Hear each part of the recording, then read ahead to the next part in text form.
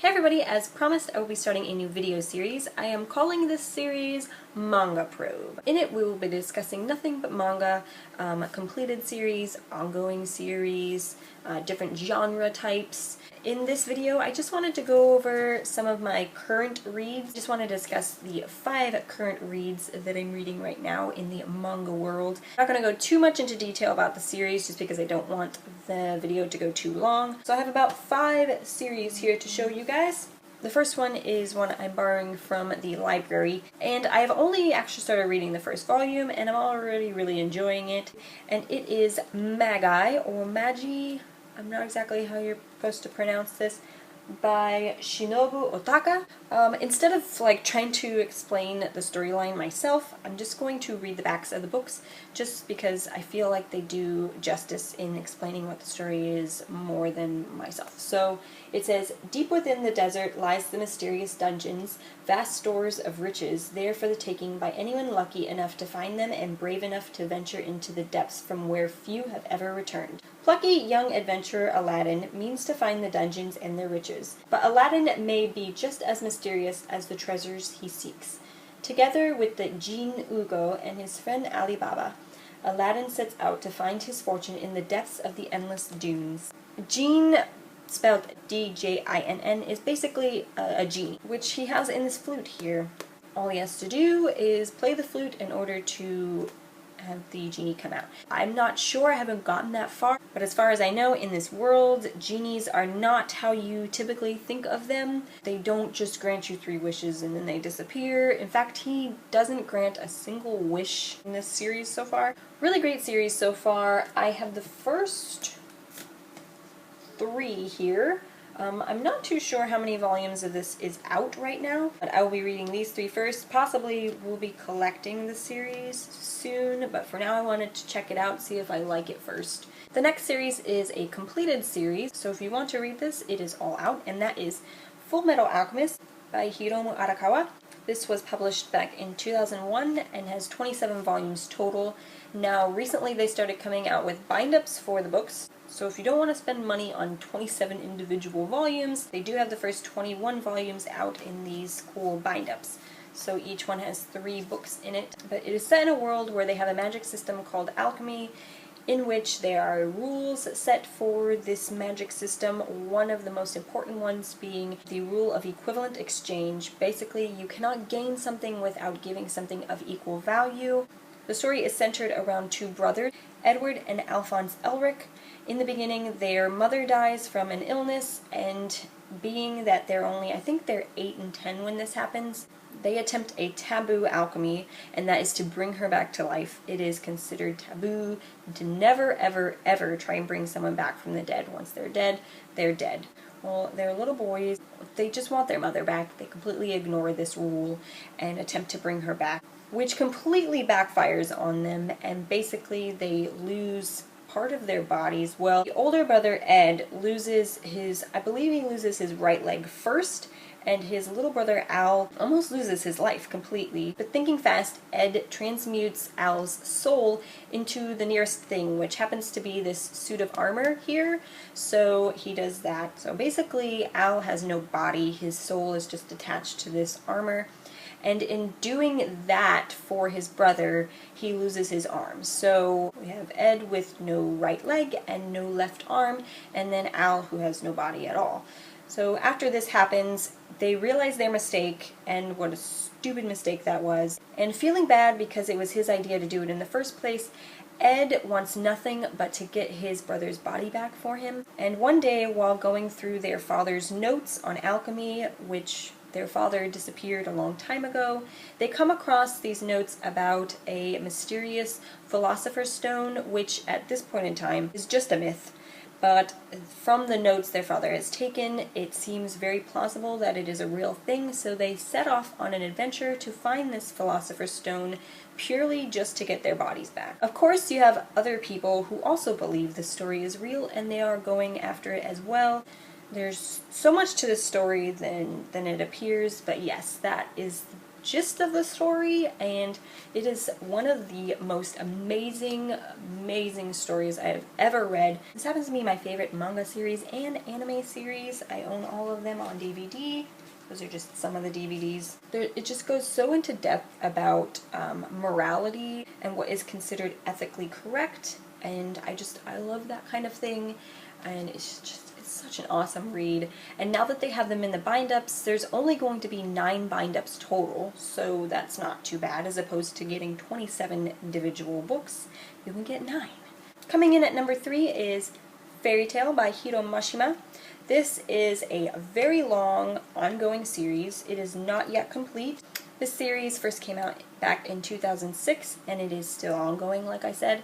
There are currently 43 volumes out, and I own the first 5. Yay! I usually keep up with these things online. There are awesome manga reading websites online that you can basically read anything. Any of the manga I'm talking about you can read on these websites. I will leave a link to the one that I use the most down below if you want to check that out. But as serious book collectors, I say to just use that as a way to see if you like a series. Obviously, if you're a serious book collector, you want to support the author. So I started collecting this because I used to read this avidly online, and I stopped. If you fall behind, then it's very, very confusing getting back into it. So I haven't read it in about a year or so, and yeah, a really long time, and the series is way ahead of where I know what's going on. So I decided that is a good point to start the series over again, because I remember most of the story, but I don't remember a lot of it since it is so long. So this story takes place in a world where magic is real. There are wizards and witches in this world, and what I like about it is it kind of reminds me of, if you've ever played either World of Warcraft or Dungeons and Dragons. It's kind of set in where this world has different guilds, and the characters become a part of these different guild groups, and basically the guilds go and do like little odds and end jobs, some of them very easy, to like finding a missing cat, to anything to defeating a monster that's terrorizing a village. But they do these odds and end jobs for money, and there's different types of magicians that have different types of magical powers. The main characters you're introduced in the first book are Lucy and Natsu.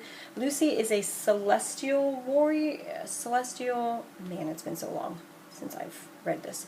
A celestial magician, I'm just gonna call her that. I know it's celestial something. Anyways, if you think of it in a video games term, she's a summoner. She has these keys that she uses to summon different creatures and beings to help defeat whatever she's fighting. Then you have Natsu here, who is very unique. He has the powers of a dragon. He can breathe fire. He actually eats flames. He was raised by a dragon, so that's why he has these cool dragon powers. It's very funny, very hilarious. A lot of the chapters are just like their random adventures, but it does become more complex as you go along, and it's just such an awesome book series.